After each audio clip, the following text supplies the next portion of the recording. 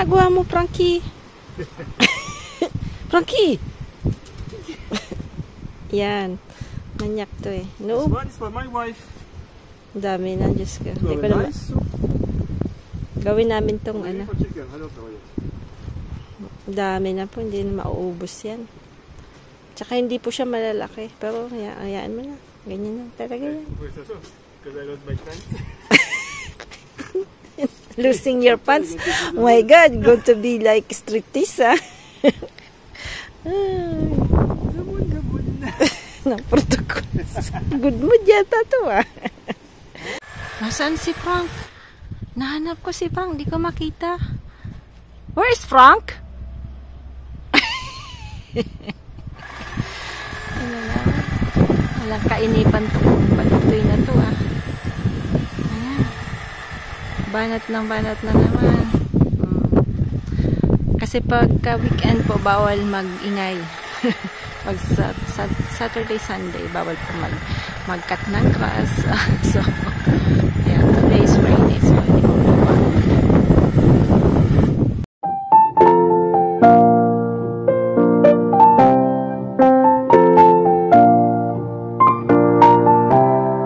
Dito po natin itatanim sa katabi ni Frank, no? Kasi yung mga new viewers po, ito po yung plot ni Frank. Yan. Sabi niya, gusto ko rin mayroon akong taniman. So, linagyan niya ng radish, tsaka salad. Kaya lang yung salad mukhang hindi tumubo po. Ayan. So, yung dalawang row na yon, lalagay ko po yung mustasa. Ayan. Para titingnan ko po kung tutubo. Hindi na po ako, nagtanim po ako ng isang row doon, pero hindi tumubo. So, sabi ko baka naman masayang, sayang din po kasi, no? So, although marami-rami pa naman yung binigay sa akin ni bro, ayoko naman na isayangin. Kasi, siyempre, mahirap po maghanap ng mustasa dito. Ayan. So, tatanim po natin to, no? Let's plant po. Ayan.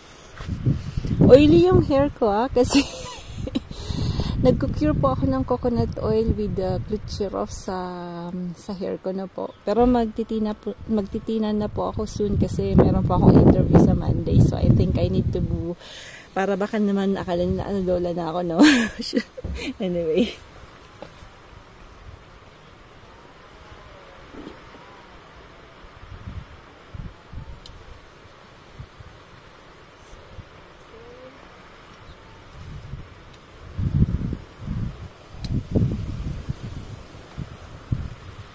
Ayan po, medyo mas maganda po talaga. I-continue ko po, hindi ko na po i-video na po. Mas maganda po talaga yung i-direct nyo na. Kasi mas mahirap po tanggalin, yung roots po nabubunot. So, for me, it's better you put it directly sa soil na po. Yung muusok po yung yung linuluto. Ayan, ito po yung view. Ang laki na po ng kalabasa. So, sana hintay-hintay ko pa pong para lumaki-laki ng konti. Tingnan niyo po kung gaano kaganda nung garden. So, siguro, malaki-laki din po yung garden namin sa likod. So, kaya po isa sa mga reasons kung bakit po namin to binili na bahay, no? Kasi, because of the garden. Dito yung vegetable garden. Kasi ako po talaga mahilig sa gulay, no? Sa pagtatanim. So, ayan. Para enjoy ko po yung pagtatanim. Ayan. Let's see. Mamaya po, diligan ko po yan. Tingnan ko po kung mabubuhay sila ulit, ha. So, papakita ko po sa inyo yung evolution ng bago nating mustasa. Kung talaga makakapag-survive sila. For since now, maganda pa rin po yung mustasa natin. At masarap. Wala na po pala akong space storage, no? So, yun, advice ko lang po for experience this year po sa pagpa-plant ng mustasa. I advise na dapat po i-direct nyo lang po yung pagpa-plant. Direct planting na lang po tayo kasi mas mahirap po yung ganun, yung lalagay nyo sa plant or something kasi yung roots mahirap bunutin po. Pero kung may nabibilan, alam ko si ka-farmer may binibilan po siya ng mga seedlings. Si bro. So, malalaki na po. Okay lang. Pero kung gusto niyo pong makatipid at gusto nyong i-business or kahit sa bahay lang po, napupunta pa po kayo doon or something, you can plant it easily. directly, no? Direct in the soil. Tingnan nyo po yung mga prinant ko sa soil directly, no? Tataba nila po. So, kailangan nyo lang po ng magandang lupa, magandang pataba. Pag may kakilala po kayo na may pigiri, yung ano po, yung tae ng baboy na, yung nabubuhusan po ng tae ng baboy, magandang pataba po yun. So, yung sa chicken din po, ayan, ibimix lang nyo po yun sa soil. Yan na po yung pataba nyo. You don't need na po, bili po pa ko yun ng mga fertilizer. Ganyan lang po yung ginagawa ko. Kaya nag-chicken din po kami kasi yan, nilalagay ko sa mga gilid-gilid na po. Ayan, so yan po yung, malamig na po. Ow! Ang hangin malamig. Ayan, so yan yung rose natin. Ayan po yung garden. So ayan po. Gandang buhay. Maganda po.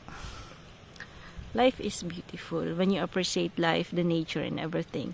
Mas pagka hindi po tayo masyadong more on materials, kung ano po yung mga ganyan-ganyan. If you love nature, mas may enjoy niyo po yung buhay. Ayan. Ayan po, tatanin ko. Kakamayin ko po kasi mahirap pag may gloves na po. Mag-wash na lang po ako mamaya ng hands. Ayan.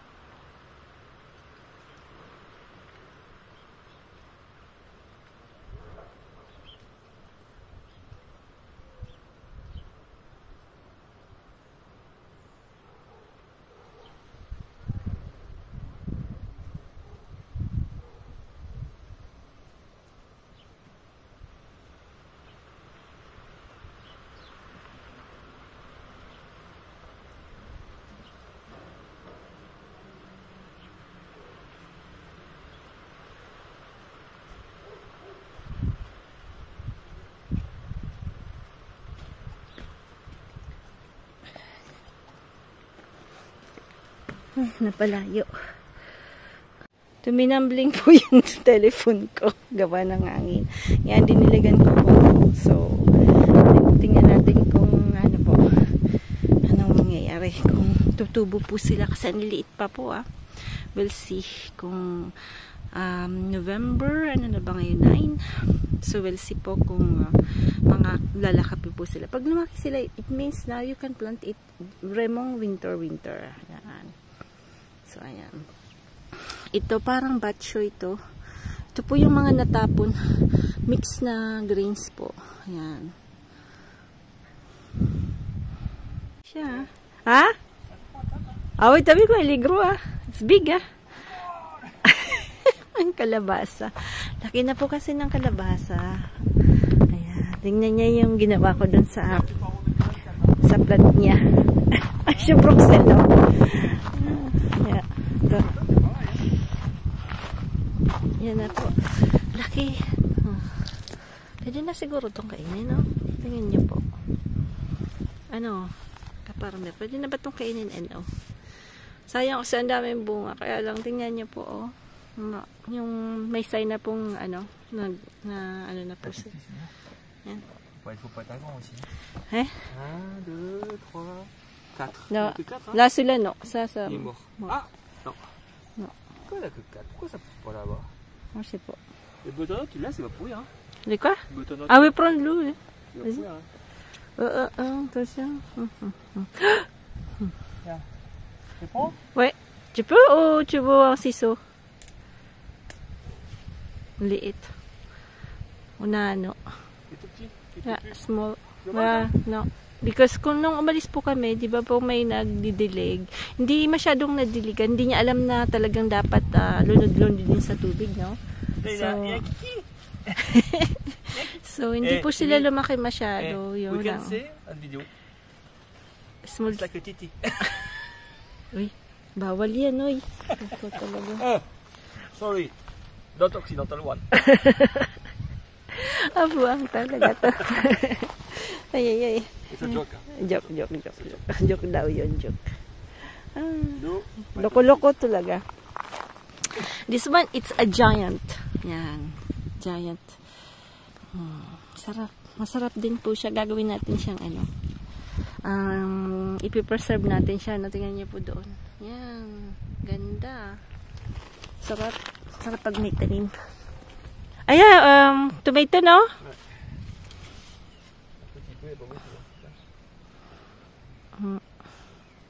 Next year, kung hindi pa ako umuwi at hindi sumama kay Frank, malamang gaganda tong garden natin, Lalong gaganda. Mausok ko. Le quoi? Non, on va regarder, mais il y en avait une, mais elle a pas fait.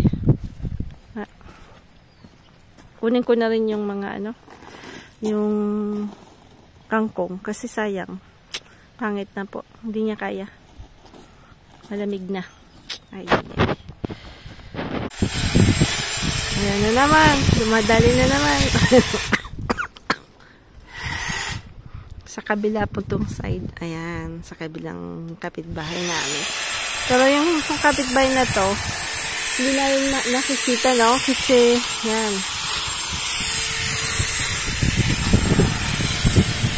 Ayan. Today's work. Done. Okay na po.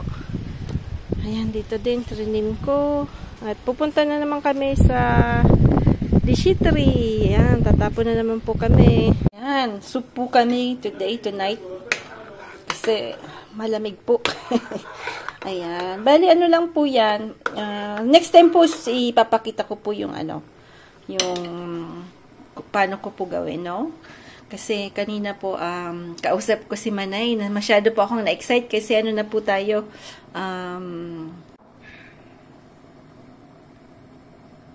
ayan, na po tayo, 1,000 something na po yung subscriber. Ayan, maraming pong salamat sa lahat na nag-support, na tumulong po, na mapabilis po yung, yung 1,000 subscriptions. maraming pong salamat. Ayan. yung mga nagsuporta po. Mabuhay po lahat. Mabuhay po tayong lahat. Thank you po. Magandang gabi po sa lahat. Good news po. 1,000 subscriptions na po tayo. Subscribers. Ayan. Marami pong salamat sa lahat. Thank you very much po. Ayan.